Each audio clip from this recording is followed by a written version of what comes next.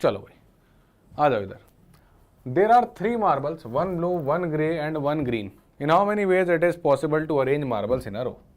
अपने पास 3 स्पेसेस हैं और अपने पास 3 मार्बल है। भाई कौन कौन से मार्बल है? मार्बल है अपने पास एक ब्लू,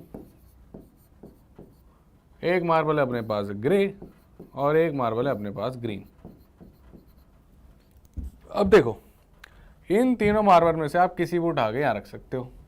तो यहाँ पे कितने मार्बल आ सकते हैं? कितने ऑप्शन है पहले वाले के पास? सर 3 ऑप्शन है, क्योंकि अभी तीनों अवेलेबल है, राइट। अब मान लेते तीनों में से कोई भी एक आ गया होगा, मान लेते तीनों में से कोई भी एक मार्बल आपने उठा के रख लिया, लेट अस से ब्लू आ गया यहाँ पे, लेट अस से यहाँ पे ब्लू आ गया। अब आप मेरे को बताओ कि सेकंड वाले पे कितनी अवेलेबल है? सर 3। अरे 3 कहाँ से? ब्लू तो यहाँ बैठा दिया तुमने, और अगर 3 में से ग्रे चूज हुआ था तो ग्रे बिठा दिया, और 3 में से ग्रीन चूज हुआ था तो ग्रीन बिठा दिया। बचे कितने होंगे? जब पहले पे एक आदमी रख दिया होगा, कुछ भी कर लो, कोई भी रख लो, बचे तो 2 होंगे। हाँ सर बचे तो 2 होंगे। तो सेकंड वाले के पास कितने ऑप्शंस होंगे? सर 2 ऑप्शंस होंगे।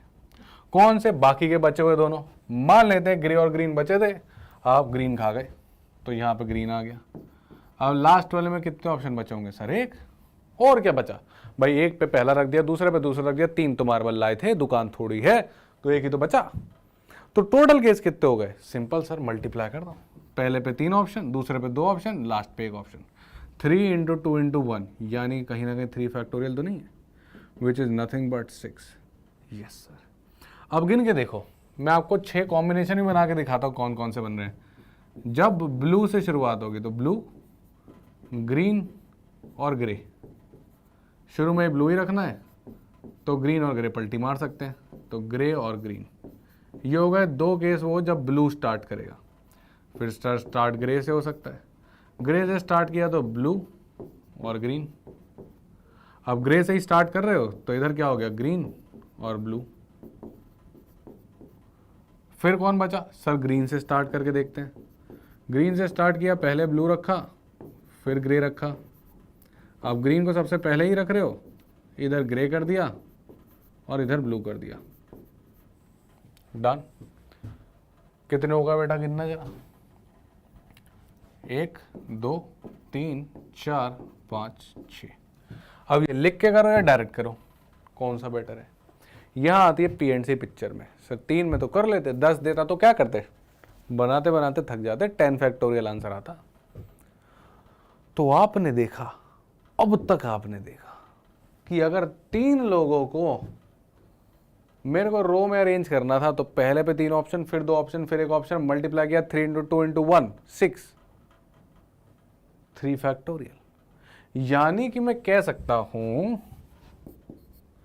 अरेंजिंग, अब इसको लिखना, n elements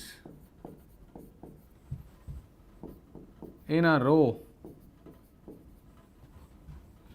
is equals to, या the number of ways arranging n elements in a row is equals to n factorial। अब ये बहुत इंपॉर्टेंट चीज निकल के आ गई है, इसको नोट बना के लिख लो।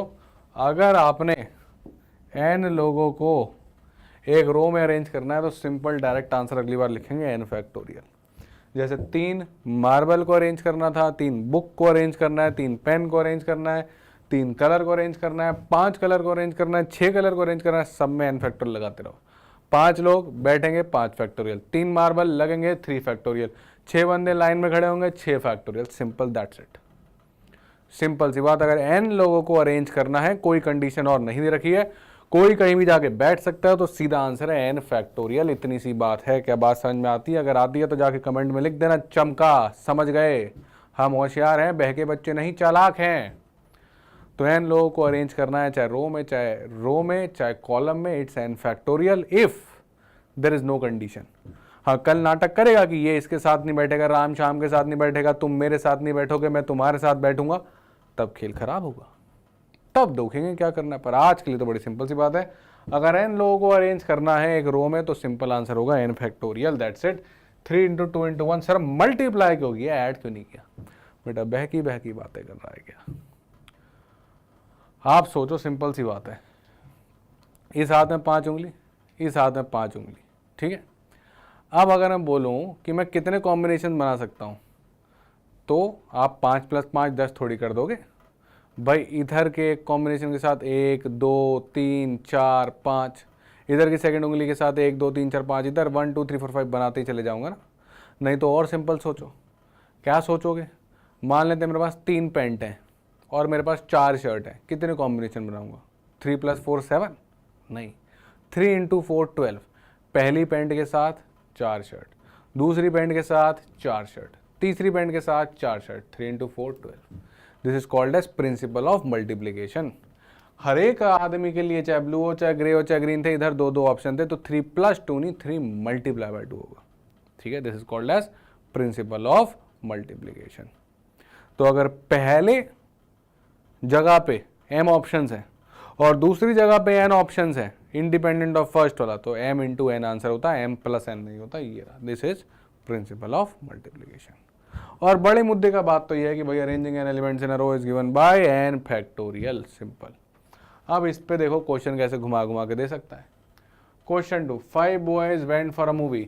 The number of ways they can sit such that all of them sit in a row of 5 seat. भाई 5 सीटें, 5 बंदे, आंसर कितना हुआ? सर अब ज़्यादा सोचने का नहीं, 5 फैक्टोरियल यानी कि 120, दैट्स इट। 5 लोगों फिर